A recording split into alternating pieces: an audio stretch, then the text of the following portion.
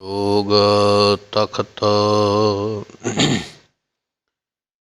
दियन गुर रामदास।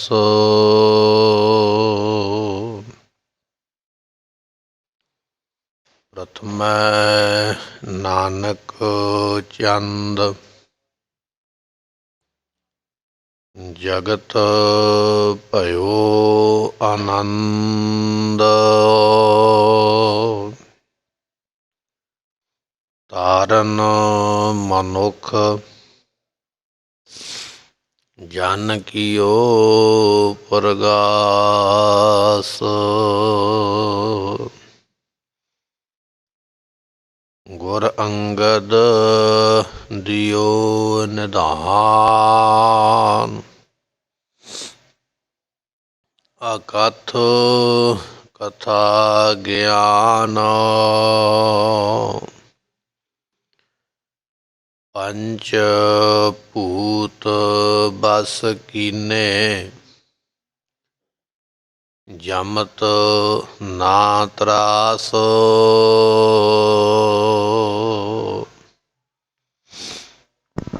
गुर अमर गुरु श्री सत। कल जुग राखी पातो।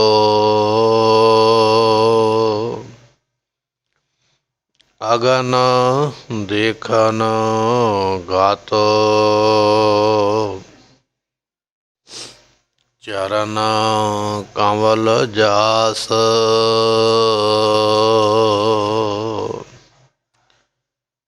सब विद मान्यो मन।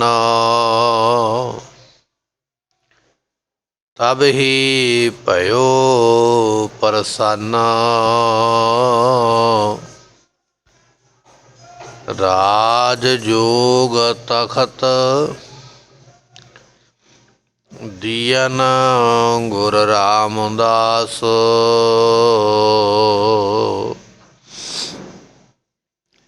सब विद मान्यो मन। तब ही भयो प्रसन्न। राज जोग तखत दियन गुर रामदास।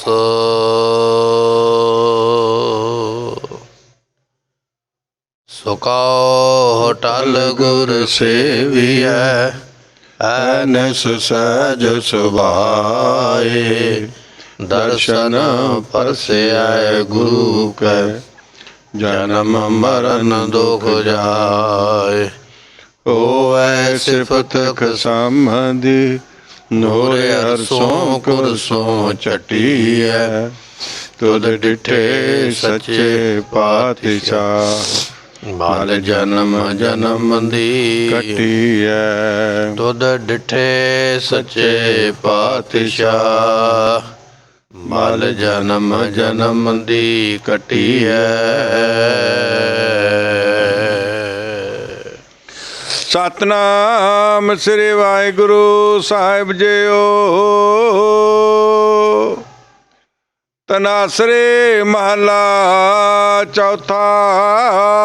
घर पंजवा दुपदे। एक ओंकार सतगुर प्रसाद। उर तार विचार मुरार रमो।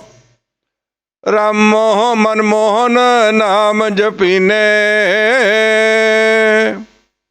अदृष्ट अगोचर परंपर स्वामी गुरपुरे प्रगट कर दीने।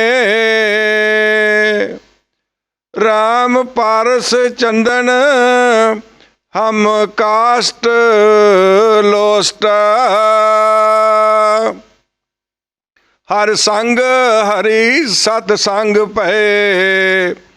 हर कंचन चंदन कीने। उर तार विचार मुरार रमो रम। ਮਨਮੋਹਨ ਨਾਮ ਜਪੀਨੇ। ਵਾਹਿਗੁਰੂ ਜੀ ਕਾ ਖਾਲਸਾ, ਵਾਹਿਗੁਰੂ ਜੀ ਕੀ ਫਤਿਹ। ਪਤਿਤ ਪਾਵਨ ਕਿਰਪਾ ਨਿਧਾਨ ਸਤਿਗੁਰੂ, ਜੁਗੋ ਜੁਗ ਅਟਲ। ਗੁਰੂ ਗ੍ਰੰਥ ਸਾਹਿਬ ਜੀਆਂ ਦੀ ਪਾਵਨ ਪਵਿੱਤਰ ਹਜ਼ੂਰੀ ਦਾ ਆਨੰਦ ਮਾਣ ਰਹੀ ਗੁਰੂ ਕੀ ਸੰਗਤ। ਆਪ ਸੰਗਤਾਂ ਨੇ ਸਤਿਗੁਰਾਂ ਦੇ ਦਰਬਾਰ ਅੰਦਰ ਬੈਠ ਕੇ ਗੁਰੂ ਕੀ ਬਾਣੀ ਜੋ ਹੈ ਕੀਰਤਨ ਦੇ ਰੂਪ ਦੇ ਵਿੱਚ, ਨਿਤਨੇਮ ਦੇ ਰੂਪ ਦੇ ਵਿੱਚ ਸਰਵਨ ਕਰਕੇ ਲਾਹੇ ਪ੍ਰਾਪਤ ਕੀਤੇ। ਇਸ ਵੇਲੇ ਸਤਿਗੁਰੂ ਪਾਤਸ਼ਾਹ ਮਹਾਰਾਜ ਜੀ ਸਾਡੇ ਤੇ ਕਿਰਪਾ ਕਰਕੇ ਸਾਨੂੰ ਇਹ ਸਤ ਸੰਗਤ ਦੇ ਸੁਭਾਗੇ ਸਮੇਂ ਜੋ ਹਨ ਮਹਾਰਾਜ ਬਖਸ਼ਿਸ਼ ਕਰ ਰਹੇ। ਸਤਿਗੁਰੂ ਮਹਾਰਾਜ ਸਾਹਿਬ ਜੀ ਜਿਵੇਂ ਕਿਰਪਾ ਕਰ ਰਹੇ ਨੇ, ਆਓ ਕੁਝ ਸਮੇਂ ਵਾਸਤੇ ਆਪਣੇ ਮਨ ਦੇ ਧਿਆਨ ਨੂੰ ਟਿਕਾ ਕੇ ਸਤਿਗੁਰਾਂ ਦੇ ਪਾਵਨ ਪਵਿੱਤਰ ਉਪਦੇਸ਼ ਨੂੰ ਸਰਵਨ ਕਰੀਏ। ਮਿਲ ਕੇ ਆਖੀਏ ਸਤਿਨਾਮ ਸ੍ਰੀ ਵਾਹਿਗੁਰੂ ਸਾਹਿਬ ਜੀ। ਸਤਿਨਾਮ ਸ੍ਰੀ ਵਾਹਿਗੁਰੂ ਸਾਹਿਬ ਜੀਓ। ਤਨਾਸਰੀ ਮਹਲਾ ਚੌਥਾ, ਘਰ ਪੰਜਵਾਂ ਦੁਪਦੇ। ਤਨਾਸਰੀ ਰਾਗ ਦਾ ਇਹ ਜੋ ਸ਼ਬਦ ਹੈ ਆਪਾਂ ਸਰਵਨ ਕਰਨ ਜਾ ਰਹੇ ਹਾਂ। ਚੌਥੇ ਪਾਤਸ਼ਾਹ ਸਾਹਿਬ ਗੁਰੂ ਰਾਮਦਾਸ ਮਹਾਰਾਜ ਸਾਹਿਬ ਜੀ ਰਾਜ ਜੋਗ ਤਖਤ ਦੀਨ ਗੁਰ ਰਾਮਦਾਸ। ਸਤਿਗੁਰੂ ਪਾਤਸ਼ਾਹ ਮਹਾਰਾਜ ਸਾਹਿਬ ਜੀ ਐਸੇ ਨੇ ਜਿਨ੍ਹਾਂ ਨੂੰ ਇਹ ਰਾਜ ਯੋਗ ਜਿਹੜਾ ਹੈ ਉਹ ਬਖਸ਼ਿਸ਼ ਪ੍ਰਾਪਤ ਹੋਇਆ। ਗੁਰੂ ਰਾਮਦਾਸ ਮਹਾਰਾਜ ਸਾਹਿਬ ਜੀ ਸੋਢੀ ਸੁਲਤਾਨ ਧਨਾਸਰੀ ਰਾਗ ਦੇ ਅੰਦਰ ਉਪਦੇਸ਼ ਬਖਸ਼ਿਸ਼ ਕਰ ਰਹੇ ਨੇ। ਘਰ ਪੰਜਵੇਂ ਘਰ ਦੇ ਅੰਦਰ ਇਹ ਸ਼ਬਦ ਨੂੰ ਗਾਉਣ ਦਾ ਹੁਕਮ ਹੈ। ਦੋ ਪੌੜੀਆਂ ਦਾ ਇਹ ਜੋ ਸ਼ਬਦ ਹੈ ਇਹ ਸਾਨੂੰ ਪ੍ਰਾਪਤ ਹੋ ਰਿਹਾ। ਦੋ ਪੌੜੀਆਂ ਦੇ ਇਹ ਸ਼ਬਦ ਮਹਾਰਾਜ ਜੀਆਂ ਦੇ ਗੁਰੂ ਰਾਮਦਾਸ ਪਾਤਸ਼ਾਹ ਦੇ ਆਪਾਂ ਨੂੰ ਪ੍ਰਾਪਤ ਹੋ ਰਹੇ ਨੇ। ਤੇ ਸਤਿਗੁਰੂ ਫਰਮਾਉਂਦੇ ਹਨ, ਇੱਕ ਓੰਕਾਰ ਸਤਿਗੁਰ ਪ੍ਰਸਾਦ। ਓੰਕਾਰ ਪਰਮਾਤਮਾ ਨਿਰੰਕਾਰ ਅਕਾਲ ਪੁਰਖ ਵਾਹਿਗੁਰੂ ਪਰਮੇਸ਼ਰ ਭਗਵਾਨ, ਇਹ ਸਾਰੇ ਨਾਮ ਪਰਮਾਤਮਾ ਦੇ, ਉਸੇ ਦਾ ਨਾਮ ਹੀ ਓੰਕਾਰ ਹੈ। ਕਹਿਣ ਲੱਗੇ ਓੰਕਾਰ ਪਰਮਾਤਮਾ ਇੱਕ ਹੈ ਤੇ ਸਤਿਗੁਰ ਪ੍ਰਸਾਦ। ਜੇ ਉਸ ਇੱਕ ਦੀ ਪ੍ਰਾਪਤੀ ਕਰਨੀ ਹੈ ਨਾ ਤੇ ਗੁਰੂ ਦੀ ਕਿਰਪਾ ਲੈਣੀ ਪਵੇਗੀ, ਗੁਰੂ ਬਖਸ਼ਿਸ਼ ਲੈਣੀ ਪਵੇਗੀ, ਤਾਂ ਉਸ ਇੱਕ ਦੀ ਪ੍ਰਾਪਤੀ ਹੁੰਦੀ ਹੈ। ਇੱਕ ਦੇ ਨਾਲ ਜੁੜੇਗਾ ਤਾਂ ਉਹ ਪਰਮਾਤਮਾ ਜੋ ਹੈ ਉਹ ਪ੍ਰਾਪਤ ਹੁੰਦਾ। ਗੁਰੂ ਦੀ ਰਹਿਮਤ ਲਵੇਗਾ ਤਾਂ ਉਸ ਦੀ ਪ੍ਰਾਪਤੀ ਹੈ। ਔਰ ਧਾਰ ਵਿਚਾਰ ਮੁਰਾਰ ਰਮੋ ਰਮ। ਸਤਿਗੁਰੂ ਜੀ ਬਖਸ਼ਿਸ਼ ਕਰਦੇ। ਰਮੋ ਤੋਂ ਭਾਵ ਹੈ ਜਿਹੜਾ ਰਮਿਆ ਹੋਇਆ, ਤੇ ਰਮ ਤੋਂ ਭਾਵ ਹੈ ਜਿਹੜਾ ਸੁੰਦਰ ਹੈ। ਜੋ ਪਰਮਾਤਮਾ ਬੜਾ ਹੀ ਸੁੰਦਰ ਹੈ ਔਰ ਸਾਰਿਆਂ ਥਾਵਾਂ 'ਤੇ ਰਮਿਆ ਹੋਇਆ, ਸਮਾਇਆ ਹੋਇਆ, ਉਸ ਨੂੰ ਕਿਹਾ ਜਾਂਦਾ ਮੁਰਾਰੀ। ਦੁਆਪਰ ਯੁੱਗ ਦੇ ਵਿੱਚ ਇੱਕ ਮੁਰ ਨਾਮ ਦਾ ਦੈਂਤ ਹੋਇਆ, ਬੜਾ ਸ਼ਕਤੀਸ਼ਾਲੀ ਹੈ, ਬੜਾ ਪਾਵਰਫੁੱਲ ਹੈ। ਭਗਵਾਨ ਕ੍ਰਿਸ਼ਨ ਜੀਆਂ ਨੇ ਇਸ ਮੁਰਨਾਮੇ ਦੈਂਤ ਨੂੰ ਮਾਰਿਆ। ਮੁਰਨਾਮੇ ਦੈਂਤ ਨੂੰ ਮਾਰਨ ਵਾਲਾ ਉਹਦਾ ਨਾਮ ਲੋਕਾਂ ਨੇ ਰੱਖ ਦਿੱਤਾ ਮੁਰਾਰੀ। ਇਹ ਵੀ ਇੱਕ ਨਾਮ ਹੈ, ਕਿਉਂਕਿ ਜਿਹੋ ਜਿਹਾ ਕਰਤੱਵ ਭਗਵਾਨ ਨੇ ਅਵਤਾਰਾਂ ਨੇ ਕੀਤੇ ਉਹੋ ਜਿਹੇ ਨਾਮ ਰੱਖ ਦਿੱਤੇ। ਸਾਧ ਕਰਮ ਜੇ ਪੁਰਖ ਕਮਾਵੈ, ਨਾਮ ਦੇਵਤਾ ਜਗਤ ਕਹਾਵੈ। ਦਸਵੇਂ ਪਾਤਸ਼ਾਹ ਮਹਾਰਾਜ ਕਹਿਣ ਲੱਗੇ ਜਿਹੋ ਜਿਹਾ ਕਰਮ ਕਰੋਗੇ ਉਹੋ ਜਿਹਾ ਨਾਮ ਦੁਨੀਆ 'ਤੇ ਪੈ ਜਾਂਦਾ। ਕੋਈ ਬੰਦਾ ਚੰਗੇ ਕਰਮ ਕਰਦਾ ਹੈ ਨਾ, ਉਹਨੂੰ ਲੋਕੀ ਆਖਦੇ ਦੇਵਤਾ ਹੈ, ਸਾਧੂ ਹੈ, ਗੁਰਮੁਖ ਹੈ, ਭਲਾ ਹੈ। ਜੇ ਕੋਈ ਮਾੜੇ ਕਰਮ ਕਰਦਾ, ਪਾਪ ਕਰਦਾ, ਠੱਗੀ ਧੋਖਾ ਕਰਦਾ, ਤੇ ਲੋਕ ਉਹਨੂੰ ਕਹਿ ਦਿੰਦੇ ਵੀ ਇਹ ਛਲੀਆ ਤੇ ਬੜਾ ਮਾੜਾ। ਇਸੇ ਤਰ੍ਹਾਂ ਅਵਤਾਰਾਂ ਨੇ, ਪੈਗੰਬਰਾਂ ਨੇ, ਰਿਸ਼ੀ ਮੁਨੀਆਂ ਨੇ ਜਿਹੋ ਜਿਹਾ ਕੰਮ ਕੀਤੇ, ਉਹਨਾਂ ਦੇ ਨਾਮ ਵੀ ਉਸੇ ਤਰ੍ਹਾਂ ਦੇ ਪੈ ਗਏ। ਇੱਕ ਨਾਮ ਤੇ ਉਹ ਹੈ ਜਿਹੜਾ ਮਾਤਾ ਪਿਤਾ ਨੇ ਰੱਖਿਆ, ਤੇ ਇੱਕ ਨਾਮ ਉਹ ਹੈ ਜਿਹੜਾ ਦੁਨੀਆ ਦੇ ਵਿੱਚ ਆਦਮੀ ਖੱਟਦਾ। ਹੁਣ ਕਿਸੇ ਨੂੰ ਕੋਈ ਕਹਿ ਦੇਵੇ ਵੀ ਇਹ ਚੋਰ ਹੈ, ਇਹ ਬੇਈਮਾਨ ਹੈ। ਹੁਣ ਚੋਰ ਬੇਈਮਾਨ ਨਾਮ ਮਾਂ ਬਾਪ ਨੇ ਤਾਂ ਨਹੀਂ ਨਾ ਰੱਖਿਆ ਹੋਇਆ, ਇਹ ਤਾਂ ਉਹਨੇ ਆਪ ਕਮਾਇਆ ਹੈ। ਜਿਹੋ ਜਿਹਾ ਕਰਮ ਕੀਤੇ ਉਹੋ ਜਿਹਾ ਨਾਮ ਪੈ ਗਿਆ। ਮੁਰਾਰੀ ਜਿਹੜਾ ਨਾਮ ਹੈ ਉਹ ਤਾਂ ਪਿਆ ਕਿ ਮੁਰਨਾਮੇ ਦੈਂਤ ਦਾ ਨਾਸ ਕਰਨ ਵਾਲਾ। ਮੁਰਾਰੀ, ਮੁਰਨਾਮੇ ਦੈਂਤ ਦਾ ਆਰੀ ਕਹੀਏ ਜੋ ਵੈਰੀ ਹੈ, ਵੈਰੀ ਬਣ ਕੇ ਉਸ ਦੈਂਤ ਨੂੰ ਮਾਰਿਆ, ਉਸਨੂੰ ਕਿਹਾ ਜਾਂਦਾ ਮੁਰਾਰ। ਤੇ ਰਮੋ ਤੋਂ ਭਾਵ ਹੈ ਰਮਿਆ ਹੋਇਆ, ਤੇ ਰਮ ਤੋਂ ਭਾਵ ਹੈ ਸੁੰਦਰ। ਉਹ ਸੁੰਦਰ ਪਰਮਾਤਮਾ ਜਿਸ ਨੂੰ ਦੁਨੀਆ ਮੁਰਾਰੀ ਆਖਦੀ ਹੈ, ਜੋ ਸਾਰਿਆਂ ਥਾਵਾਂ 'ਤੇ ਰਮਿਆ ਸਮਾਇਆ ਹੈ, ਔਰ ਧਾਰ ਉਹਨੂੰ ਆਪਣੇ ਹਿਰਦੇ ਵਿੱਚ ਧਾਰਨ ਕਰ। ਹਿਰਦੇ ਵਿੱਚ ਵਸਾ ਉਸ ਪਰਮਾਤਮਾ ਨੂੰ ਜਿਹੜਾ ਸਾਰੇ ਥਾਵਾਂ 'ਤੇ ਸਮਾਇਆ। ਉਹਦੀ ਪ੍ਰਾਪਤੀ ਦੀ ਵਿਚਾਰ ਕਰ ਗੁਰਮੁਖਾ, ਵੀ ਉਹ ਪ੍ਰਾਪਤ ਕਿਵੇਂ ਹੋਵੇ।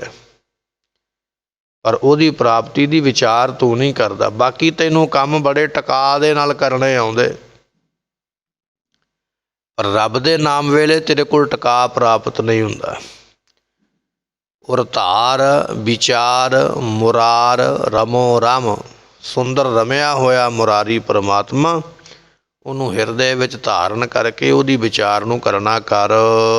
ਮਨ ਮੋਹਨ ਨਾਮ ਜਪੀਨੇ, ਉਹ ਗੁਰਮੁਖੋ ਜੋ ਮਨ ਨੂੰ ਮੋਹਣ ਵਾਲਾ ਪਰਮਾਤਮਾ ਨਾ ਬੜਾ ਸੁੰਦਰ ਹੈ, ਉਹਦੇ ਨਾਮ ਨੂੰ ਭਾਈ ਜਪੀਨੇ ਕਹੀਏ, ਜਪਨਾ ਕਰ। ਨਾਮ ਜਪਣਾ ਤੇ ਉਹਦਾ ਜਪ ਜਿਹੜਾ ਸਾਰਿਆਂ ਥਾਵਾਂ 'ਤੇ ਸਮਾਇਆ ਤੇ ਮਨ ਨੂੰ ਮੋਹ ਲੈਂਦਾ ਹੈ, ਉਸਨੂੰ ਕਿਹਾ ਜਾਂਦਾ ਮਨਮੋਹਨ। ਮਨਮੋਹਨ ਨਾਮ ਜਪੀਨੇ, ਮਨ ਨੂੰ ਮੋਹਣ ਵਾਲੇ ਪ੍ਰਮਾਤਮਾ ਦੇ ਸੁੰਦਰ ਨਾਮ ਨੂੰ ਜਪਣਾ ਕਰ। ਅਦ੍ਰਿਸ਼ਟ ਗੋਚਰ ਅਪਰੰਪਰ ਸੁਆਮੀ, ਗੁਰ ਪੂਰੇ ਪ੍ਰਗਟ ਕਰ ਦੀਨੇ। ਸਤਿਗੁਰੂ ਪਾਤਸ਼ਾਹ ਕਹਿਣ ਲੱਗੇ ਜਦੋਂ ਨਾਮ ਜਪੇਗਾ ਨਾ, ਤੇ ਉਹ ਪਰਮਾਤਮਾ ਦੇ ਹੋਰ ਕਿਹੜੇ ਕਿਹੜੇ ਗੁਣ ਨੇ। ਇੱਕ ਤੇ ਉਹ ਪਰਮਾਤਮਾ ਅਦ੍ਰਿਸ਼ਟ ਹੈ, ਦਿਸਦਾ ਨਹੀਂ ਹੈ, ਹੈ ਸਾਰਿਆਂ ਦੇ ਵਿੱਚ ਹੀ ਹੈ ਕਣ ਕਣ ਦੇ ਵਿੱਚ ਹੈ, ਪਰ ਸਾਰਿਆਂ ਨੂੰ ਦਿਖਾਈ ਨਹੀਂ ਦਿੱਤਾ ਹੈ। ਜਿਨ੍ਹਾਂ ਦੀ ਕਮਾਈ ਹੈ ਨਾ, ਦਿਖਾਈ ਉਹਨਾਂ ਨੂੰ ਦਿੰਦਾ ਹੈ। ਹੁਣ ਫੁੱਲਾਂ ਦੇ ਵਿੱਚ ਖੁਸ਼ਬੂ ਹੈ, ਪਰ ਖੁਸ਼ਬੂ ਦਿਖਾਈ ਤਾਂ ਨਹੀਂ ਨਾ ਦਿੰਦੀ, ਸੁੰਘਿਆ ਪਤਾ ਲੱਗਦਾ ਵੀ ਮਹਿਕ ਹੈ। ਇਸੇ ਤਰ੍ਹਾਂ ਪਰਮਾਤਮਾ ਹੈ ਸਾਰਿਆਂ ਦੇ ਵਿੱਚ ਹੀ ਹੈ, ਪਰ ਜਿਨ੍ਹਾਂ ਨੇ ਮਿਹਨਤ ਕਰ ਲਈ ਨਾ, ਉਸ ਨੂੰ ਮਹਿਸੂਸ ਕਰਨ ਦੀ ਬੰਦਗੀ ਕੀਤੀ ਹੈ,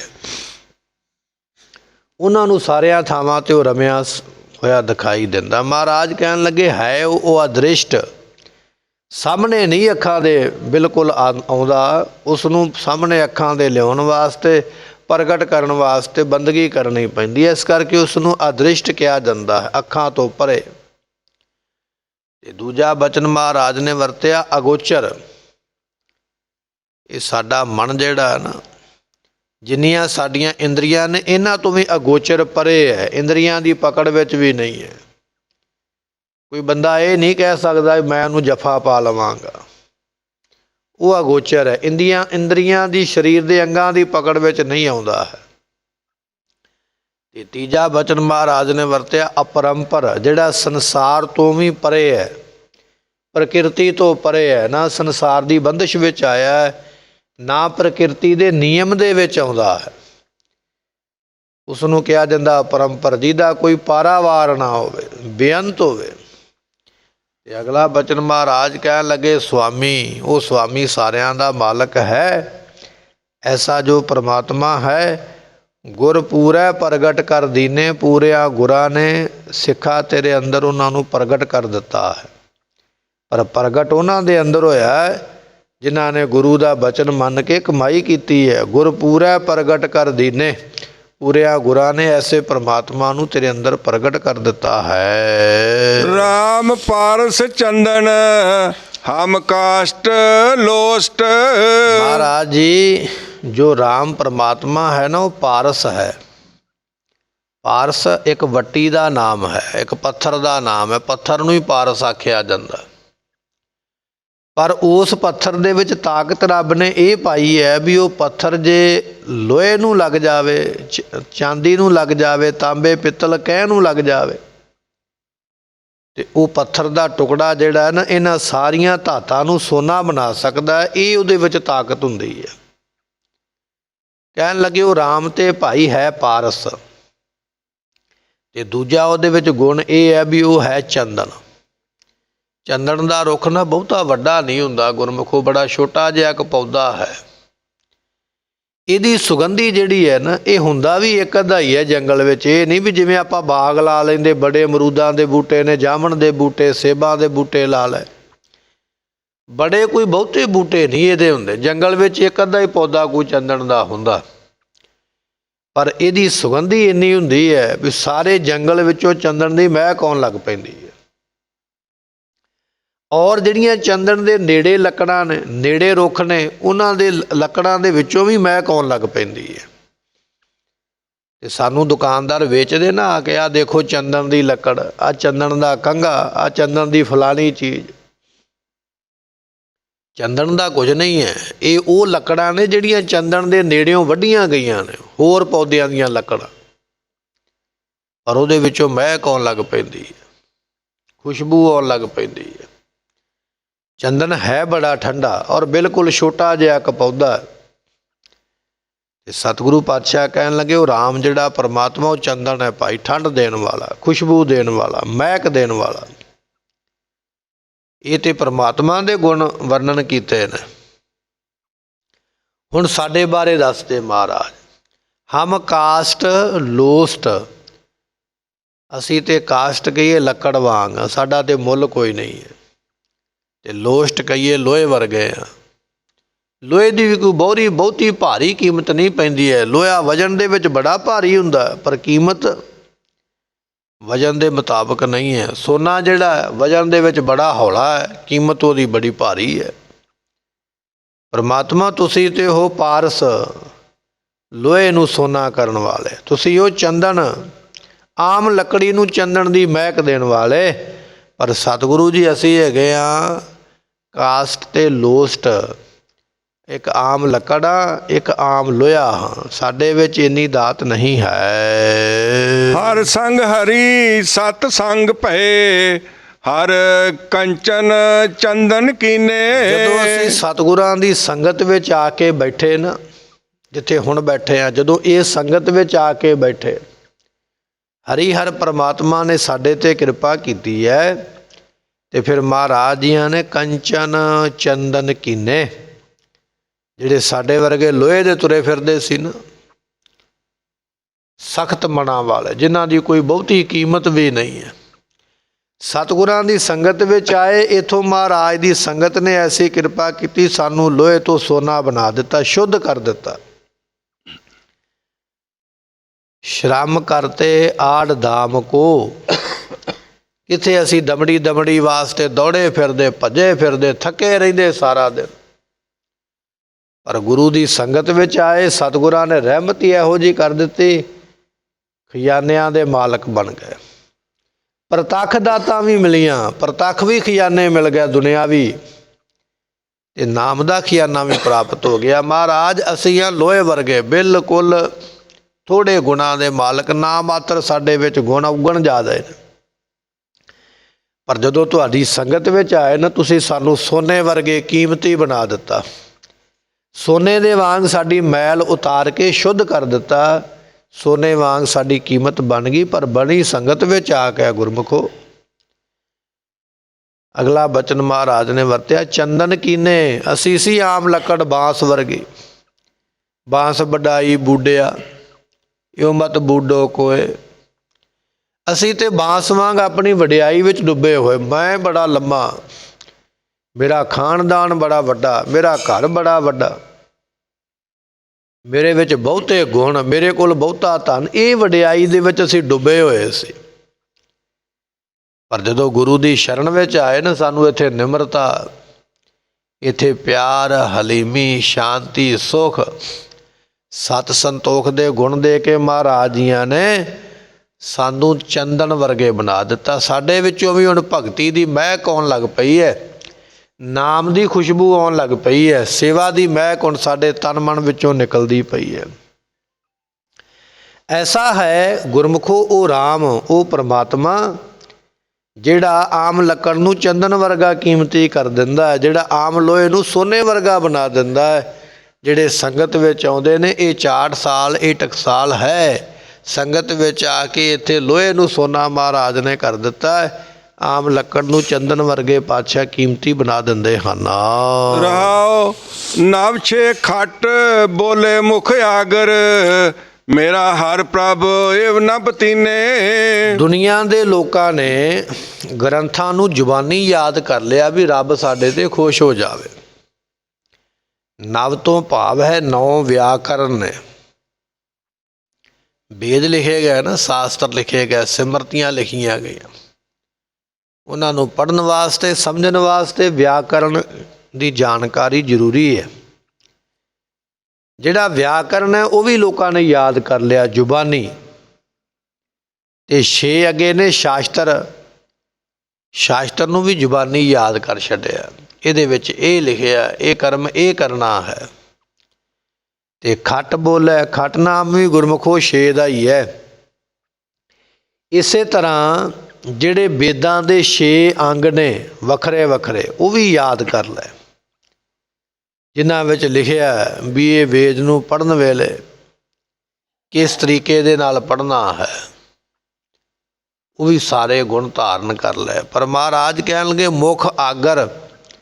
ਮੁੱਖ ਆਗਰ ਤੋਂ ਭਾਵ ਹੈ ਵੀ ਜ਼ੁਬਾਨੀ ਯਾਦ ਕਰ ਲੈ। ਕੋਈ ਬੰਦਾ ਮੂੰਹ 'ਤੇ ਆ ਕੇ ਗੱਲ ਕਰੇ ਵੀ ਆਹ ਗੱਲ ਦਾ ਮਤਲਬ ਕੀ ਹੈ, ਗ੍ਰੰਥ ਫੋਲਣ ਦੀ ਲੋੜ ਨਹੀਂ ਹੈ, ਗ੍ਰੰਥ ਪੜ੍ਹਨ ਦੀ ਲੋੜ ਨਹੀਂ ਹੈ, ਗ੍ਰੰਥ ਦੇ ਪੱਤਰੇ ਇੱਧਰ ਉੱਧਰ ਕਰਨ ਦੀ ਲੋੜ ਨਹੀਂ ਹੈ। ਝਾਟੀ ਜਵਾਬ ਦੇ ਦਿੱਤਾ, ਇਹਦਾ ਮਤਲਬ ਇਹ ਬਣਦਾ ਮੈਂ ਫਲਾਣੀ ਥਾਂ 'ਤੇ ਪੜ੍ਹਿਆ। ਉਹਨੂੰ ਕਿਹਾ ਜਾਂਦਾ ਮੁੱਖ ਆਗਰ, ਵੀ ਮੂੰਹ ਦੇ ਵਿੱਚ ਵਿਦਿਆ ਉਸੇ ਵੇਲੇ ਜਵਾਬ ਦੇਣਾ, ਯਾਦ ਕੀਤਾ ਹੋਇਆ। ਇੱਕ ਤਾਂ ਹੁੰਦਾ ਨਾ ਗ੍ਰੰਥ ਖੋਲ੍ਹਿਆ, ਪੜ੍ਹਿਆ, ਕਈ ਤਰ੍ਹਾਂ ਦੀਆਂ ਉਦਾਹਰਨਾਂ ਦੇ ਕੇ ਆਖਿਆ ਕੱਲ੍ਹ ਨੂੰ ਦੱਸਾਂਗਾ, ਪਰਸੋਂ ਦੱਸਾਂਗਾ। ਪਰ ਜਿਨ੍ਹਾਂ ਨੇ ਜ਼ੁਬਾਨੀ ਯਾਦ ਕੀਤੀ, ਉਹ ਕੱਲ੍ਹ ਪਰਸੋਂ ਦੀ ਲੋੜ ਨਹੀਂ, ਉਹ ਝਾਟੀ ਜਵਾਬ ਦੇ ਦਿੰਦੇ। ਇਹਦਾ ਮਤਲਬ ਇਹ ਹੈ ਭਾਈ ਗੱਲ ਖਤਮ ਹੋ ਗਈ। ਸਤਿਗੁਰੂ ਪਾਤਸ਼ਾਹ ਕਹਿਣ ਲੱਗੇ ਵੇਦ, ਸ਼ਾਸਤਰ, ਸਿਮਰਤੀਆਂ, ਵਿਆਕਰਨ ਜੋ ਵੀ ਹੈ ਜ਼ੁਬਾਨੀ ਯਾਦ ਕਰਕੇ ਬੈਠਾ ਹੋਇਆ ਹੈ।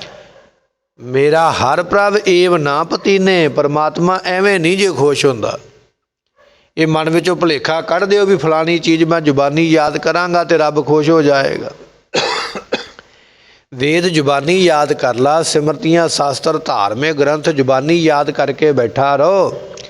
ਇਹ ਤੇ ਉਹ ਗੱਲ ਹੋ ਗਈ ਨਾ, ਪੜ੍ਹ ਪੜ੍ਹ ਗੱਡੀ ਲੱਦੀ ਹੈ, ਪੜ੍ਹ ਪੜ੍ਹ ਭਰੀਐ ਸਾਥ, ਪੜ੍ਹੀਐ ਜੇਤੇ ਬਰਸ ਬਰਸ, ਪੜ੍ਹੀਐ ਜੇਤੇ ਮਾਸ। ਨਾਨਕ ਲੇਖੈ ਇੱਕ ਗੱਲ, ਹੋਰ ਹਉਮੈ ਝਖਨਾ ਝਾਕ। ਜਿੰਨੇ ਮਰਜ਼ੀ ਗ੍ਰੰਥ ਪੜ੍ਹ ਲਾ, ਲੱਦ ਲਾ, ਇਕੱਠੇ ਕਰ ਲਾ, ਯਾਦ ਕਰ ਲਾ, ਪਰ ਲੇਖੇ ਵਿੱਚ ਇੱਕ ਨਾਮ ਦੀ ਗੱਲ ਹੈ, ਉਹਦੇ ਤੋਂ ਬਿਨਾਂ ਕੁਝ ਲੇਖੇ ਵਿੱਚ ਨਹੀਂ ਪੈਣਾ। ਤੇ ਸਤਿਗੁਰੂ ਪਾਤਸ਼ਾਹ ਕਹਿਣ ਲੱਗੇ ਬਚਨ ਪੱਲੇ ਬੰਨ੍ਹ ਲਾ, ਇੰਨੇ ਗ੍ਰੰਥ ਜ਼ੁਬਾਨੀ ਯਾਦ ਕਰ ਲੈ। ਬੜੀ ਆਪਣੀ ਐਨਰਜੀ ਲਾਈ ਹੈ, ਬੜਾ ਧਿਆਨ ਲਾਇਆ, ਪਰ ਮੇਰਾ ਪ੍ਰਭ ਏਵ ਨਾ ਪਤੀਨੇ, ਪਰਮਾਤਮਾ ਇਸ ਤਰ੍ਹਾਂ ਖੁਸ਼ ਨਹੀਂ ਹੁੰਦਾ ਜਿਨ੍ਹਾਂ ਨੇ ਇਹ ਕਰਮ ਕੀਤੇ ਹਨ। ਜਨ ਨਾਨਕ ਹਰ ਹਿਰਦੇ ਸਤਿ ਧਿਆਵੋ। ਸਤਿਗੁਰਾਂ ਨੂੰ ਪੁੱਛਿਆ ਮਹਾਰਾਜ ਫਿਰ ਤੁਸੀਂ ਦੱਸ ਦਿਓ ਵੀ ਅਸੀਂ ਚਲੋ ਗ੍ਰੰਥ ਨਹੀਂ ਯਾਦ ਕਰਦੇ, ਨਹੀਂ ਰੱਟਾ ਲਾਉਂਦੇ, ਨਹੀਂ ਜ਼ੁਬਾਨੀ ਯਾਦ ਕਰਦੇ, ਆਪ ਜੀ ਦੱਸੋ ਪਰਮਾਤਮਾ ਖੁਸ਼ ਕਿਵੇਂ ਹੁੰਦਾ। ਇਹ ਹੁਣ ਸਾਡੇ ਮਨ ਦਾ ਸਵਾਲ ਹੈ ਨਾ, ਆਪਾਂ ਸਾਰੇ ਹੀ ਇਹ ਸਵਾਲ ਕਰਦੇ, ਸਾਰਿਆਂ ਨੂੰ ਇਹ ਜਵਾਬ ਚਾਹੀਦਾ। ਪਰਮਾਤਮਾ ਕਿਵੇਂ ਖੁਸ਼ ਹੋਵੇ, ਕਿਵੇਂ ਪ੍ਰਾਪਤ ਹੋਵੇ। ਤੇ ਸਤਿਗੁਰੂ ਬਖਸ਼ਿਸ਼ ਕਰਦੇ ਕਹਿਣ ਲੱਗੇ ਜਾਂ ਨਾਨਕ ਹਰ ਹਿਰਦੈ ਸਦ ਧਿਆਵੋ। ਤੁਹਾਨੂੰ ਵੇਦ, ਸ਼ਾਸਤਰ, ਸਿਮਰਤੀਆਂ, ਧਾਰਮਿਕ ਗ੍ਰੰਥ ਜ਼ੁਬਾਨੀ ਯਾਦ ਕਰਨ ਦੀ ਲੋੜ ਨਹੀਂ ਹੈ, ਵਿਆਕਰਨ ਨੂੰ ਯਾਦ ਕਰਨ ਦੀ ਲੋੜ ਨਹੀਂ ਹੈ। ਸਿਰਫ ਆਪਣੇ ਹਿਰਦੇ ਵਿੱਚ ਪਰਮਾਤਮਾ ਦੇ ਨਾਮ ਨੂੰ ਧਿਆ। ਘਰ ਵਿੱਚ ਬੈਠਾ ਹੋਇਆ ਆਪਣੇ ਮੰਜੇ 'ਤੇ ਆਖਿਆ ਕਰ ਵਾਹਿਗੁਰੂ ਵਾਹਿਗੁਰੂ ਵਾਹਿਗੁਰੂ। ਕੋਈ ਵੇਦ, ਸ਼ਾਸਤਰ, ਕੋਈ ਸਿਮਰਤੀ, ਕੋਈ ਧਾਰਮਿਕ ਗ੍ਰੰਥ ਜ਼ੁਬਾਨੀ ਯਾਦ ਕਰਨ ਦੀ ਲੋੜ ਨਹੀਂ। ਜਿਹੜੇ ਗ੍ਰੰਥ ਨੂੰ ਜ਼ੁਬਾਨੀ ਯਾਦ ਕਰਦਾ ਪਿਆ, ਨਿਚੋੜ ਉਹਦਾ ਵੀ ਇਹੋ ਹੀ ਨਿਕਲਣਾ ਵੀ ਨਾਮ ਜਪ। ਤੇ ਫਿਰ ਜਦੋਂ ਦੂਰੋਂ ਭੱਜ ਕੇ ਮੁੜ ਕੇ ਫਿਰ ਉੱਥੇ ਹੀ ਆਉਣਾ, ਤੇ ਪਹਿਲਾਂ ਹੀ ਆਪਾਂ ਉੱਥੇ ਚੱਲੀਏ ਨਾ ਜਿੱਥੇ ਦੁਬਾਰਾ ਘੁੰਮ ਕੇ ਆਉਣਾ। ਸਤਿਗੁਰੂ ਪਾਤਸ਼ਾਹ ਕਹਿਣ ਲੱਗੇ, ਗੁਰਮੁਖਾ ਬਚਨ ਇਹ ਹੈ, ਜਦੋਂ ਹਿਰਦੇ ਵਿੱਚ ਪ੍ਰਮਾਤਮਾ ਦੇ ਨਾਮ ਨੂੰ ਧਿਆਵੇਂਗਾ, ਗੱਲ ਉਦੋਂ ਬਣਨੀ ਹੈ, ਗ੍ਰੰਥ ਜਿੰਨੇ ਮਰਜ਼ੀ ਯਾਦ ਕਰਕੇ ਰੱਖ ਲਾ। ਇੱਥੇ ਤੇ ਗ੍ਰੰਥ ਯਾਦ ਕੀਤੇ ਰਾਵਣ ਨੇ, ਜ਼ੁਬਾਨੀ ਕਹਿਣ ਲੱਗੇ ਯਾਦ ਨੇ, ਪਰ ਰਾਵਣ ਨੂੰ ਚੰਗਾ ਨਹੀਂ, ਦੁਨੀਆ ਮਾੜਾ ਹੀ ਕਹਿੰਦੀ ਹੈ। ਜ਼ੁਬਾਨੀ ਗ੍ਰੰਥ ਯਾਦ ਕਰਨ ਵਾਲਾ ਕਲੰਕ ਲਵਾ ਕੇ ਬੈਠਾ। ਚਲੋ ਮੰਨ ਲਿਆ ਵੀ ਉਹਨੇ ਤੇ ਯਾਦ ਕੀਤੇ ਨੇ, ਜਿੰਨੇ ਉਹ ਗ੍ਰੰਥ ਰਚਿਆ ਉਹਦੀਆਂ ਕਿਹੜੀਆਂ ਕਰਤੂਤਾਂ ਆਪਣੀਆਂ ਚੰਗੀਆਂ। ਭਾਈ ਗੁਰਦਾਸ ਜੀ ਨੇ ਲਿਖਿਆ, ਕਹਿਣ ਲੱਗੇ ਚਾਰੇ ਵੇਦ ਬਖਾਣ ਦਾ। ਜਿਹੜਾ ਵੇਦਾਂ ਨੂੰ ਕਹਿਣ ਵਾਲਾ ਬ੍ਰਹਮਾ ਹੈ ਨਾ, ਬ੍ਰਹਮਾ ਨੇ ਕਹਿਣ ਲੱਗੇ ਵੀ ਵੇਦ ਉਚਾਰੇ ਨੇ। ਚਾਰੇ ਵੇਦ ਬਖਾਣ ਦਾ, ਚਤੁਰਮੁਖੀ ਹੋਏ ਖੜਾ ਸਿਆਣਾ, ਚਾਰ ਮੂੰਹ ਚਾਰ ਜ਼ੁਬਾਨਾਂ, ਬੜਾ ਸਿਆਣਾ, ਚਾਰ ਹੀ ਦਿਮਾਗ। ਆਪਾਂ ਕਿਸੇ ਬਹੁਤੇ ਸਿਆਣੇ ਬੰਦੇ ਨੂੰ ਇਹ ਗੱਲ ਕਹਿ ਦਿੰਦੇ ਨਾ, ਇੱਕ ਨਹੀਂ ਦੋ ਦਿਮਾਗ ਨੇ ਇਹਦੇ, ਬੜਾ ਹੀ ਸਿਆਣਾ। ਪਰ ਬ੍ਰਹਮਾ ਤੇ ਇੰਨਾ ਸਿਆਣਾ ਵੀ ਉਹਦੇ ਦਿਮਾਗ ਵੀ ਚਾਰ ਹੀ ਨੇ, ਤੇ ਜ਼ੁਬਾਨਾਂ ਬੋਲਣ ਵਾਲੀਆਂ ਵੀ ਦੋ ਨੇ, ਚਾਰ ਨੇ। ਤੇ ਸਤਿਗੁਰੂ ਪਾਤਸ਼ਾਹ ਕਹਿਣ ਲੱਗੇ ਚਾਰੇ ਵੇਦ ਬਖਾਣ ਦਾ, ਚਤੁਰਮੁਖੀ ਹੋਏ ਖੜਾ ਸਿਆਣਾ, ਲੋਕਾਂ ਨੂੰ ਸਮਝਾਏ ਦਾ। ਜਿਹੜਾ ਵੇਦ ਪੜ੍ਹ ਕੇ ਦੁਨੀਆ ਦੀ ਮਰਿਆਦਾ ਬੰਨੀ ਹੈ, ਦੁਨੀਆ ਦੇ ਲੋਕੋ ਇਹ ਕਰਮ ਕਰੋ, ਇਹ ਕਰਮ ਕਰੋ, ਇਹ ਕਰਮ ਕਰੋ, ਜਿੱਥੋਂ ਮਰਿਆਦਾ ਤੁਰਨੀ ਹੈ ਉਹ ਮਰਿਆਦਾ ਤੋੜਨ ਵਾਲਾ ਜਿਹੜਾ ਆਪ ਕੁਕਰਮੀ ਹੋ ਗਿਆ, ਆਪ ਕਾਮੀ ਹੋ ਗਿਆ। ਆਪ ਉਹਨੇ ਇਹੋ ਜਿਹਾ ਕਰਮ ਕੀਤਾ, ਦੁਨੀਆ ਤੇ ਕਿਸੇ ਮੰਦਰ ਦੇ ਵਿੱਚ ਵੀ ਬ੍ਰਹਮਾ ਦੀ ਪੂਜਾ ਨਹੀਂ ਹੁੰਦੀ ਹੈ, ਬਾਕੀ ਸਾਰੇ ਦੇਵਤਿਆਂ ਦੀ ਹੁੰਦੀ ਹੈ। ਬ੍ਰਹਮਾ ਦਾ ਮੰਦਰ ਕੇਵਲ ਪੁਸ਼ਕਰ ਦੇ ਵਿੱਚ ਇੱਕ ਮੰਦਰ ਕਿਤੇ ਪਹਿਲਾਂ ਹੀ ਕਿਤੇ ਬਣ ਗਿਆ, ਤੇ ਕੇਵਲ ਉਹੀ ਹੈ। ਉਹਦੇ ਤੋਂ ਬਾਅਦ ਵਿੱਚ ਕੋਈ ਬ੍ਰਹਮਾ ਜੀ ਦਾ ਮੰਦਰ ਨਹੀਂ ਬਣਿਆ, ਨਾ ਕੋਈ ਪੂਜਾ ਕਰਦਾ। ਤੇ ਸਤਿਗੁਰੂ ਪਾਤਸ਼ਾਹ ਕਹਿਣ ਲੱਗੇ ਵੇਦ ਯਾਦ ਕਰਨ ਵਾਲੇ ਔਰ ਵੇਦਾਂ ਨੂੰ ਲਿਖਣ ਵਾਲਿਆਂ ਨੇ ਵੀ ਕਲੰਕ ਹੀ ਲਵਾਇਆ, ਦੁਨੀਆ ਵਿੱਚ ਕੁਝ ਨਹੀਂ ਖਟਿਆ। ਤੇ ਤੂੰ ਵੀ ਇਸ ਪਾਸੇ ਨਾ ਚੱਲ ਪਈ ਵੀ ਮੈਂ ਗ੍ਰੰਥ ਜ਼ੁਬਾਨੀ ਯਾਦ ਕਰ ਲਵਾਂ, ਨਹੀਂ। ਤੂੰ ਆਪਣੇ ਘਰ ਵਿੱਚ ਬੈਠ ਕੇ ਰਾਮ ਰਾਮ ਕਰਿਆ ਕਰ, ਵਾਹਿਗੁਰੂ ਵਾਹਿਗੁਰੂ ਕਰਿਆ ਕਰ, ਖੁਦਾ ਖੁਦਾ ਆਖਿਆ ਕਰ, ਅੱਲਾ ਅੱਲਾ ਕਰਿਆ ਕਰ। ਗ੍ਰੰਥ ਨੇ ਵੀ ਤੈਨੂੰ ਇਹੋ ਕੁਝ ਹੀ ਕਹਿਣਾ। ਪ੍ਰਵਾਨ ਉਹ ਹੋਏ ਜਿਨ੍ਹਾਂ ਨੇ ਹਿਰਦੇ ਵਿੱਚ ਉਸਦੇ ਨਾਮ ਨੂੰ ਧਿਆਇਆ ਹੈ। ਕਿਉਂ ਹਰ ਪ੍ਰਭ ਮੇਰਾ ਭੀਨੈ। ਪਰਮਾਤਮਾ ਇਸ ਤਰ੍ਹਾਂ ਭਾਈ ਖੁਸ਼ ਹੁੰਦਾ ਜੇ। ਕਿਵੇਂ ਖੁਸ਼ ਹੁੰਦਾ? ਨਾਮ ਜਪ ਕੇ। ਜੇ ਨਾਮ ਨਹੀਂ ਨਾ ਜਪਿਆ ਤੇ ਫਿਰ ਉਹਦੀ ਖੁਸ਼ੀ ਪ੍ਰਾਪਤ ਨਹੀਂ ਹੋਵੇਗੀ। ਖੁਸ਼ੀ ਉਦੋਂ ਹੁੰਦੀ ਹੈ ਜਦੋਂ ਨਾਮ ਜਪੇਗਾ। ਤੇ ਨਾਮ ਜਪਣ ਵਾਸਤੇ ਬਾਕੀ ਤੇ ਗੱਲਾਂ ਠੀਕ, ਪਰ ਧਿਆਨ ਟਿਕਾਉਣਾ ਪਵੇਗਾ। ਦੁਨੀਆ ਦੇ ਕੰਮ ਕਰਦਾ ਬੜੇ ਧਿਆਨ ਟਿਕ ਜਾਂਦੇ, ਨਾਮ ਜਪਦਾ ਉਦੋਂ ਧਿਆਨ ਨਹੀਂ ਟਿਕਦਾ। ਭਾਈ ਗੁਰਦਾਸ ਜੀ ਲਿਖਣ ਲੱਗੇ, ਕਹਿਣ ਲੱਗੇ ਜੈਸੇ ਮਨ ਲਾਗਤ ਹੈ ਲੇਖ ਕੋ ਲੇਖੈ ਬਿਖੈ। ਕੋਈ ਲਿਖਣ ਵਾਲਾ ਲਿਖਾਰੀ ਹੈ ਨਾ, ਕਵਿਤਾ ਲਿਖਦਾ, ਬੜਾ ਆਪਣਾ ਧਿਆਨ ਜੋੜਦਾ ਕਵਿਤਾ ਲਿਖਣ ਤੋਂ ਪਹਿਲਾਂ।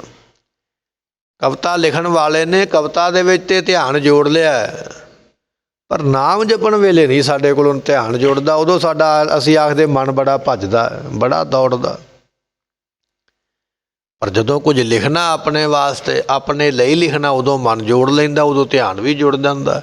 ਉਦੋਂ ਕੋਈ ਇਹ ਬੰਦਾ ਗੱਲ ਨਹੀਂ ਕਰਦਾ ਵੀ ਮੈਂ ਚਿੱਠੀ ਲਿਖਣ ਲੱਗਾ ਤੇ ਮੇਰਾ ਮਨ ਹੀ ਕੋਈ ਨਹੀਂ ਚਿੱਠੀ ਦੇ ਵਿੱਚ। ਉਦੋਂ ਤੇ ਮਨ ਵੀ ਉੱਥੇ ਬਹਿ ਜਾਂਦਾ, ਆ ਕੇ ਦਿਮਾਗ ਵੀ ਕੰਮ ਕਰਨ ਲੱਗ ਪੈਂਦਾ, ਸਭ ਕੁਝ ਇਕੱਠਾ ਹੋ ਜਾਂਦਾ। ਪਰ ਜੇ ਇਹਨੂੰ ਆਖੀਏ ਵੀ ਜਪਜੀ ਸਾਹਿਬ ਦਾ ਪਾਠ ਕਰ ਲਾ, ਫਿਰ ਆਖਦਾ ਵੀ ਮੇਰੀਆਂ ਤੇ ਅੱਖਾਂ ਵੀ ਕੰਮ ਨਹੀਂ ਕਰਦੀਆਂ, ਕੰਨ ਵੀ ਮੇਰੇ ਕਿਸੇ ਪਾਸੇ ਚਲੇ ਜਾਂਦੇ, ਮਨ ਵੀ ਕਿਸੇ ਪਾਸੇ ਦੌੜ ਜਾਂਦਾ। ਭਾਈ ਗੁਰਦਾਸ ਜੀ ਕਹਿਣ ਲੱਗੇ ਜੈਸੇ ਮਨ ਲਾਗਤ ਹੈ ਲੇਖਕ ਕੋ ਲੇਖੈ ਬਿਖੈ, ਹਰ ਜਸ ਲਿਖਤ ਨਾ ਤੈਸੋ ਠਹਿਰਾਵਈ। ਜੇ ਇਹਨੂੰ ਆਖੀਏ ਨਾ ਵੀ ਤੂੰ ਇੱਥੇ ਵਾਹਿਗੁਰੂ ਵਾਹਿਗੁਰੂ ਲਿਖਦੇ ਕਾਗਜ਼ ਤੇ, ਕਹਿਣ ਲੱਗਾ ਵੀ ਟਾਈਮ ਹੀ ਕੋਈ ਨਹੀਂ ਹੈ, ਮੈਨੂੰ ਤੇ ਲਿਖਣਾ ਹੀ ਨਹੀਂ ਆਉਂਦਾ, ਮੇਰੇ ਤੇ ਲਿਖਾਈ ਚੰਗੀ ਨਹੀਂ ਹੈ। ਤੇ ਜੇ ਸਾਰਾ ਕੁਝ ਹੋ ਵੀ ਗਿਆ ਨਾ, ਕਹਿਣ ਲੱਗਾ ਮੇਰਾ ਮਨ ਨਹੀਂ ਟਿਕਿਆ। ਇਹਨੂੰ ਪੁੱਛਿਆ ਨਾ ਵੀ ਇਹਦੇ ਵਿੱਚ ਕੋਈ ਘਾਟਵਾਦ ਰਹਿ ਗਈ ਹੈ, ਕੋਈ ਲਗ ਮਾਤਰ ਨਹੀਂ ਲਾਈ, ਮੇਰਾ ਧਿਆਨ ਵਿੱਚ ਨਹੀਂ ਸੀ। ਪਰ ਜਦੋਂ ਹਿਸਾਬ ਕਿਤਾਬ ਕਰਦਾ ਉਦੋਂ ਬੜਾ ਕੈਲਕੂਲੇਟਰ ਚੱਕ ਲੈਂਦਾ, ਉਦੋਂ ਫਿਰ ਬੜਾ ਪੋਟਿਆਂ ਦੇ ਉੱਪਰ ਗਿਣ ਗਿਣ ਕੇ ਜਮ੍ਹਾਂ ਕਰਦਾ, ਘਟਾਓ ਕਰਦਾ, ਤਕਸੀਮ ਕਰਦਾ। ਲਿਖਣਾ ਦੁਨੀਆ ਦਾ ਤੇ ਬੜਾ ਕੁਝ ਆ ਜਾਂਦਾ, ਮਨ ਵੀ ਟਿਕ ਜਾਂਦਾ। ਪਰ ਜੇ ਆਖੀਏ ਵੀ ਰੱਬ ਦਾ ਨਾਮ ਲਿਖ ਦੇ, ਮੈਨੂੰ ਕੋਈ ਸ਼ਬਦ ਲਿਖ ਦੇ, ਕਹਿਣ ਲੱਗਾ ਵੀ ਨਹੀਂ, ਮਨ ਕੋਈ ਨਹੀਂ ਟਿਕਦਾ, ਲਿਖਾਂ ਕਿਵੇਂ। ਇਹ ਹਾਲਤ ਹੈ ਸਾਡੀ। ਦੂਜਾ ਬਚਨ ਉਹਨਾਂ ਨੇ ਬਖਸ਼ਿਸ਼ ਕੀਤਾ, ਕਹਿਣ ਲੱਗੇ ਜੈਸੇ ਮਨ ਬਣਜ ਵਿਵਹਾਰ ਕੋ ਵਿਚਾਰ ਵਿਖੈ। ਬਾਣੀਆਂ ਬੈਠਾ ਨਾ ਦੁਕਾਨ ਦੇ ਉੱਪਰ, ਉਹਨੂੰ ਜ਼ੁਬਾਨੀ ਯਾਦ ਹੈ ਵੀ ਕਿਹੜਾ ਸੌਦਾ ਕਿੱਥੇ ਪਿਆ ਹੈ ਔਰ ਉਹ ਸੌਦੇ ਦੀ ਕੀਮਤ ਕੀ ਹੈ। ਤੇ ਜਦੋਂ ਕੋਈ ਸੌਦਾ ਲੈਣ ਗਾਹਕ ਆਉਂਦਾ ਨਾ, ਉਹ ਕਿਲੋ ਨਹੀਂ ਲੈਂਦਾ, ਆਖਦਾ ਮੈਨੂੰ ਵੀ ਪਾਈਆ ਦੇ ਦੇ, ਪਾਈਆ ਤੋਂ ਘੱਟ ਦੇ ਦੇ, ਅੱਧਾ ਕਿਲੋ ਥੋੜ੍ਹਾ ਜਿਹਾ ਵੱਧ ਦੇ ਦੇ। ਤੇ ਕਦੇ ਬਾਣੀਆਂ ਵੇਖਿਆ ਵੀ ਕਾਪੀ ਪੈਨ ਲਾ ਕੇ ਹਿਸਾਬ ਕਰੇ ਵੀ ਅੱਧਾ ਕਿਲੋ ਦੇ ਪੈਸੇ ਕਿੰਨੇ ਬਣਨਗੇ, ਪੌਣੇ ਕਿਲੋ ਦੇ ਪੈਸੇ ਕਿੰਨੇ ਬਣਨਗੇ। ਉਹ ਝੱਟ ਉਹਨੂੰ ਪਤਾ ਹੁੰਦਾ ਵੀ ਇੰਨੇ ਪੈਸੇ ਨੇ, ਬਿਨਾਂ ਹੀ ਲੇਖੇ ਜੋਖੇ ਤੋਂ ਬਾਣੀਆਂ ਵੇਟ ਵੀ ਦੱਸ ਦੇਵੇਗਾ, ਰੇਟ ਵੀ ਦੱਸ ਦੇਵੇਗਾ। ਵਪਾਰ ਤੇ ਬੈਠਾ ਵਪਾਰੀ ਹੈ, ਸਭ ਕੁਝ ਜ਼ੁਬਾਨੀ ਯਾਦ ਹੈ। ਸੌਦਾ ਕਿੱਥੇ ਪਿਆ ਇਹ ਵੀ ਪਤਾ ਹੈ, ਨਕਲੀ ਕਿੰਨਾ ਅਸਲੀ ਕਿੰਨਾ ਇਹ ਵੀ ਪਤਾ, ਇਹਦੀ ਕੀਮਤ ਕਿੰਨੀ ਹੈ। ਹੁਣ ਇੱਕ ਇੱਕ ਸੌਦੇ ਵਿੱਚ ਕਈ ਤਰ੍ਹਾਂ ਦੀਆਂ ਵੈਰਾਈਟੀਆਂ ਆ ਜਾਂਦੀਆਂ ਹਨ। ਆਹ ਥੋੜ੍ਹੀ ਸਸਤੀ ਆ, ਥੋੜ੍ਹੀ ਮਹਿੰਗੀ ਆ, ਥੋੜ੍ਹੀ ਹੋਰ ਮਹਿੰਗੀ ਹੈ। ਆਪਾਂ ਚਾਵਲ ਲੈਣ ਜਾਈਏ ਤੇ ਕਈ ਤਰ੍ਹਾਂ ਦੇ ਮਹਿੰਗੇ ਤੇ ਸਸਤੇ, ਆਟਾ ਲੈਣ ਜਾਈਏ ਕਈ ਤਰ੍ਹਾਂ ਦਾ। ਇਹਦੇ ਤੋਂ ਬਿਨਾਂ ਹੋਰ ਸ਼ੈਂਪੂ ਸਾਬਣ ਲੈਣ ਜਾਈਏ ਤੇ ਹੋਰ ਉਹਨਾਂ ਦੇ ਵੱਖੋ ਵੱਖਰੇ ਰੇਟ ਨੇ। ਪਰ ਦੁਕਾਨਦਾਰ ਨੂੰ ਸਾਰੇ ਜ਼ੁਬਾਨੀ ਪਤਾ ਵੀ ਇਹਦੀ ਕੀਮਤ ਕੀ ਹੈ। ਦੁਨੀਆਦਾਰੀ ਦਾ ਤਾਂ ਤੈਨੂੰ ਝੱਟ ਪਤਾ ਲੱਗ ਜਾਂਦਾ, ਜ਼ੁਬਾਨੀ ਸਭ ਕੁਝ ਯਾਦ ਹੋ ਜਾਂਦਾ। ਸ਼ਬਦ ਸੁਰਤ ਅਗਵਾਹਨ ਨਾ ਭਾਵਈ। ਪਰ ਜੇ ਇਹਨੂੰ ਆਖੀਏ ਨੇ ਵੀ ਇੰਨਾ ਧਿਆਨ ਰੱਬ ਦੇ ਨਾਮ ਦੇ ਵਿੱਚ ਜੋੜ ਲਾ, ਕਹਿਣ ਲੱਗਾ ਵੀ ਨਹੀਂ, ਉਹ ਨਹੀਂ ਜੁੜਨਾ ਮੇਰੇ ਕੋਲੋਂ, ਉਹਦਾ ਹਿਸਾਬ ਕਿਤਾਬ ਮੈਨੂੰ ਨਹੀਂ ਆਉਂਦਾ, ਉਹਦੇ ਪਾਸੇ ਫਿਰ ਹੱਥ ਖੜੇ ਕਰ ਦਿੰਦਾ। ਜੈਸੇ ਮਨ ਕਨਕ ਔਰ ਕਾਮਨੀ ਸਨੇਹ ਵਿਖੈ। ਸੁਨਿਆਰੇ ਦਾ ਮਨ ਸੋਨੇ ਵਿੱਚ ਲੱਗਾ ਹੋਇਆ ਤੇ ਕਾਮੀ ਪੁਰਸ਼ ਦਾ ਮਨ ਕਾਮ ਦੇ ਵਿੱਚ ਲੱਗਾ ਹੋਇਆ। ਉੱਥੇ ਬੜਾ ਸਨੇਹ ਵਿਖਾਉਂਦਾ, ਬੜਾ ਤਜਰਬਾ ਵਿਖਾਉਂਦਾ। ਸੁਨਿਆਰੇ ਨੂੰ ਪਤਾ ਵੀ ਜੇ ਇੱਕ ਹਵਾ ਮਾਤਰ ਵੀ ਕਿਤੇ ਤੋਲ ਦੇ ਵਿੱਚ ਫਰਕ ਪੈ ਗਿਆ ਤੇ ਮੈਨੂੰ ਘਾਟਾ ਬੜਾ ਪੈ ਜਾਣਾ। ਸੋਨੇ ਵਿੱਚ ਮਿਲਾਵਟ ਕਿਵੇਂ ਕਰਨੀ ਹੈ, ਉਹਨੂੰ ਸ਼ੁੱਧ ਕਿਵੇਂ ਕਰਨਾ, ਸਭ ਕੁਝ ਜਾਣਦਾ ਦਾ ਪੇਚ। ਤੇ ਵਕਾਰੀ ਬੰਦੇ ਨੂੰ ਵੀ ਪਤਾ ਹੈ ਵੀ ਮੈਂ ਆਪਣਾ ਵਕਾਰ ਪੂਰਾ ਕਰਨਾ, ਮਾੜੇ ਕਰਮ ਨੂੰ ਪੂਰਾ ਕਰਨਾ, ਮੈਨੂੰ ਕਿਹੜੀਆਂ ਕਿਹੜੀਆਂ ਚਲਾਕੀਆਂ ਵਰਤਣੀਆਂ ਪੈਣੀਆਂ, ਦਾ ਪੇਚ ਵਰਤਣੇ ਪੈਣੇ, ਸਾਰੇ ਜਾਣਦਾ। ਪਰ ਮਹਾਰਾਜ ਕਹਿਣ ਲੱਗੇ ਸਾਧ ਸੰਗਤ ਐਸੇ ਨੇਹੋ ਪਲ ਨਾ ਲਗਾਵਈ। ਜੇ ਇਹਨੂੰ ਆਖੀਏ ਨਾ ਵੀ ਆ ਜਾ ਸੰਗਤ ਵਿੱਚ ਬੈਠ ਜਾ, ਕਹਿਣ ਲੱਗਾ ਵੀ ਨਹੀਂ, ਇੱਥੇ ਨਹੀਂ ਜੀ ਕਰਦਾ ਬੈਠਣ ਨੂੰ। ਕੁਕਰਮ ਕਰਨ ਵਾਸਤੇ ਮਨ ਟਿਕ ਜਾਂਦਾ ਹੈ, ਕੁਕਰਮ ਕਰਨਾ ਹੈ ਤੇ ਦੌੜ ਕੇ ਸਮਾਂ ਵੀ ਨਿਕਲ ਜਾਂਦਾ ਹੈ। ਉੱਥੇ ਫਿਰ ਦੁਨੀਆਦਾਰੀ ਨੂੰ ਭੁੱਲ ਜਾਂਦਾ, ਸਰੀਰ ਦੇ ਸਵਾਦ ਲੈਂਦਾ। ਪਰ ਜੇ ਆਖੀਏ ਵੀ ਉਹ ਛੱਡ ਕੇ ਆ ਜਾ, ਤੈਨੂੰ ਸੰਗਤ ਵਿੱਚ ਬਿਠਾਈਏ, ਕਹਿਣ ਲੱਗਾ ਟਾਈਮ ਹੀ ਕੋਈ ਨਹੀਂ। ਤੇ ਜੇ ਖਿੱਚਿਆਂ ਧੋਇਆਂ ਕਿਤੇ ਆ ਵੀ ਗਿਆ ਤੇ ਕਹਿਣ ਲੱਗਾ ਵੀ ਇੱਥੇ ਮੇਰੇ ਤਾਂ ਮਨ ਹੀ ਨਹੀਂ ਟਿਕਿਆ, ਮੇਰਾ ਧਿਆਨ ਨਹੀਂ ਟਿਕਿਆ ਹੈ। ਧਿਆਨ ਨਹੀਂ ਨਾ ਟਿਕਦਾ। ਵੇਖੋ ਸਾਡੇ ਮੋਬਾਈਲ ਵੱਜਦੇ ਪਏ, ਸੰਗਤ ਵਿੱਚ ਆਏ ਨਾ ਆਪਾਂ, ਗੁਰੂ ਦਾ ਬਚਨ ਸੁਣ। ਆਪ ਤੇ ਆਪਾਂ ਸੁਣਾਂਗੇ ਨਹੀਂ, ਪਰ ਜਿਹੜੇ ਹੋਰ ਦੋ ਚਾਰ ਬੈਠੇ ਉਹਨਾਂ ਨੂੰ ਵੀ ਨਹੀਂ ਸੁਣ ਦੇਵਾਂਗੇ। ਧਿਆਨ ਟਿਕਾਉਣਾ ਬੜਾ ਔਖਾ ਹੈ ਤੇ ਧਿਆਨ ਤੋੜਨਾ ਤੇ ਝੱਟ ਦਾ ਕੰਮ ਹੀ ਹੈ ਨਾ। ਘੁਮਿਆਰ ਨੇ ਘੜਾ ਬਣਾਇਆ ਨਾ, ਘੜਾ ਬਣਾਉਣ ਵਾਸਤੇ ਘੁਮਿਆਰ ਨੂੰ ਕੀ ਕਰਨਾ ਪਿਆ? ਪਹਿਲਾਂ ਵਿਚਾਰੇ ਨੇ ਚੀਕਣੀ ਮਿੱਟੀ ਲੱਭੀ ਹੈ, ਮਿੱਟੀ ਨੂੰ ਪਾਣੀ ਪਾ ਪਾ ਕੇ ਫਿਰ ਉਸ ਨੂੰ ਗਾਲਿਆ, ਫਿਰ ਉਸ ਨੂੰ ਗੋਇਆ, ਫਿਰ ਚੱਕ ਘੁਮਾਇਆ, ਫਿਰ ਚੱਕ ਦੇ ਉੱਪਰ ਘੜਾ ਰੱਖਿਆ, ਫਿਰ ਘੜੇ ਨੂੰ ਬਣਾ ਕੇ ਅੱਗ ਦੇ ਵਿੱਚ ਰੱਖ ਕੇ ਫਿਰ ਤਪਾਇਆ। ਕਿੰਨਾ ਕੁਝ ਕੀਤਾ ਘੁਮਿਆਰ ਨੇ। ਫਿਰ ਘੜਾ ਜਦੋਂ ਪੱਕ ਗਿਆ ਫਿਰ ਉਹਨੂੰ ਰੰਗ ਕੀਤਾ ਗਿਆ, ਫਿਰ ਬਾਜ਼ਾਰ ਵਿੱਚ ਲਾ ਕੇ ਵੇਚਿਆ ਗਿਆ। ਘੜਾ ਬਣ ਲੱਗਿਆ ਟਾਈਮ ਬੜਾ ਲੱਗਾ ਤੇ ਤੋੜਨਾ 1 ਮਿੰਟ ਦਾ ਵੀ ਕੰਮ ਨਹੀਂ। ਹੱਥ ਵਿੱਚ ਫੜੋ ਤੇ ਥੱਲੇ ਸੁੱਟ ਦਿਓ, ਨਾਲ ਹੀ ਟੁੱਟ ਜਾਣਾ। ਟੁੱਟਣ ਲੱਗਿਆ ਤੇ ਸਕਿੰਟ ਨਹੀਂ ਲੱਗਾ, ਬਣਨ ਲੱਗਿਆ ਕਿੰਨੇ ਦਿਨ ਲੱਗ ਗਏ, ਕਿੰਨੀ ਮਿਹਨਤ ਲੱਗ ਗਈ। ਗੁਰੂ ਦੀ ਸੰਗਤ ਵਿੱਚ ਆ ਕੇ ਧਿਆਨ ਟਿਕਾਉਣਾ ਬੜਾ ਔਖਾ ਹੈ। ਸ਼ਬਦ ਦੇ ਨਾਲ ਜੋੜਨਾ, ਸੁਰਤੀ ਨੂੰ ਧਿਆਨ ਨੂੰ ਜੋੜਨਾ ਤੇ ਧਿਆਨ ਤੋੜਨਾ ਤੇ 1 ਸਕਿੰਟ ਦਾ ਵੀ ਕੰਮ ਨਹੀਂ। ਮਾੜੀ ਜੀ ਆਵਾਜ਼ ਕਰ ਦਿਓ, ਸਭ ਦੇ ਧਿਆਨ ਪਰੇ ਚਲੇ ਜਾਣਗੇ। ਤੇ ਕਿੰਨੀ ਵਾਰੀ ਆਪਾਂ ਬੇਨਤੀ ਕਰਦੇ ਵੀ ਸੰਗਤ ਵਿੱਚ ਆ ਕੇ ਮੋਬਾਈਲ ਆਪਣਾ ਸਾਇਲੈਂਟ ਕਰ ਲਿਆ ਕਰੋ, ਬੰਦ ਕਰ ਲਿਆ ਕਰੋ। ਪਰ ਨਹੀਂ, ਇਹੋ ਹੀ ਕਿਤੇ ਮੋਬਾਈਲ ਸਾਡਾ ਕਿਤੇ ਜੱਜ ਦੀ ਕੋਰਟ ਵਿੱਚ ਵੱਜਾ ਹੋਵੇ ਨਾ, ਅਦਾਲਤ ਵਿੱਚ ਵੱਜਾ ਹੋਵੇ ਤੇ ਜੇਲ੍ਹ ਯਾਤਰਾ ਨਾਲ ਹੀ ਹੋ ਜਾਂਦੀ ਹੈ। ਪਰ ਗੁਰੂ ਦਾ ਭੈ ਨਹੀਂ ਹੈ। ਸਤਿਗੁਰੂ ਪਾਤਸ਼ਾਹ ਕਹਿਣ ਲੱਗੇ ਸੰਗਤ ਵਿੱਚ ਆ ਕੇ ਮਨ ਨਹੀਂ ਉਹ ਜੋੜਦਾ, ਨਾ ਆਪਣਾ ਜੋੜਦਾ, ਨਾ ਕਿਸੇ ਦਾ ਜੁੜਨ ਦਿੰਦਾ। तो फिर ऐसा पाप करेगा तो सज़ा भी तो मिलेगी ना। साध संगत ऐसे ने हो पल ना लगावई, साध संगत विच नेह नहीं लाउंदा, एक पल वास्ते भी बैठना तैनूं पसंद नहीं है। माया धंध माया बंध धंध वेखे आवद बिहाए जाए, माया विच बंधना विच धंधियां विच बंदिया सारी उम्र तेरी निकलदी जांदी हो। अज 20 साल का 40 साल का 60 साल का 80 साल का हो गया, ये उम्र तेरी धंधियां विच निकल गई है, मुक गई है इन्नी उम्र। ते पातशाह कहन लगे गुर उपदेशहीन पाछे पछतावे। अज गुरु का उपदेश याद नहीं ना करता, छड्डो की गुरबाणी याद करनी है, छड्डो की बाणी पढ़नी है, छड्डो की नाम जपना। ते जदों शरीर छड्ड के तुरेगा ना जमा दे नाल, फिर पछतावा ही रह जाना कोल, पछतावे तो बिना कुछ नहीं कोल रहना है, ऐसी हालत बन जानी है। सतगुरु पातशाह कहन लगे जन नानक हर हिरदै सद ध्यावो, परमात्मा नूं हिरदे विच सदा वास्ते ध्याउणा कर, याद कर। इउं हर प्रभ मेरा भीने, परमात्मा इस तरह तेरे ते खुश होवेगा जदों ये काम करेगा, इस तरह तेरे ते प्रसन्न होवेगा। इस तरह उसकी प्रसन्नता लई जा सकती है गुरमुखा, पर मिलनी उस वेले है जदों तू गुरु दे इन्हां बचनां नूं मन के उन्हां बचनां दी कमाई करेगा, फिर तैनूं ये दातां प्राप्त होनी है। ये सतगुरां ने किरपा कीती है। उपदेश साडे हिरदे वसे साडा भला होवे, जो सज्जन असीसणियां जो होवे साहिब सिओ मेल। नव छे खट बोले मुख आगर, मेरा हर प्रभ एव न पतीनै। जा नानक हर हिरदे सत ध्यावो, इउं हर प्रभ मेरा भीनै। वाहिगुरु जी का खालसा, वाहिगुरु जी की फतेह।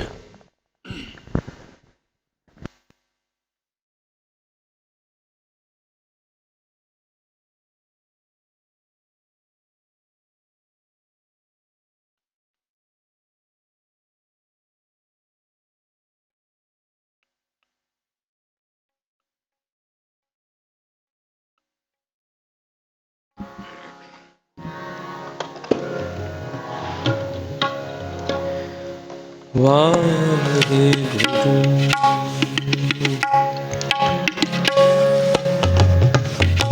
सुनी अरदास स्वामी मेरे,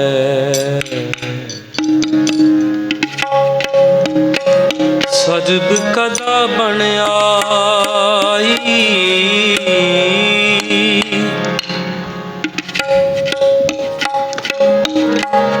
प्रगट पई सगले जुग अंतर,